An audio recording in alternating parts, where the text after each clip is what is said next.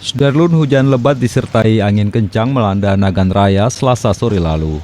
Akibatnya sebanyak 7 rumah warga rusak pada 3 desa meliputi 5 unit di Kampung Uten Pulo, 1 unit di Blangpanyang, dan 1 unit di Kede Semot.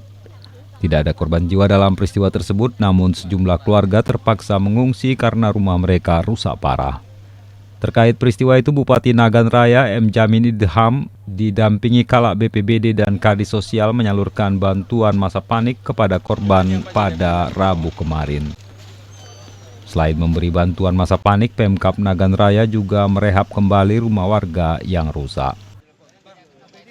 Pemkab Nagan Raya memberikan bantuan kepada yang kena musibah angin puting beliung, karena ada beberapa rumah yang terjadi pada kemarin sore, termasuk ada 2 orang tua yang kena musibah. Ini kita bantu keseluruhannya dari BPBD dan Bansos.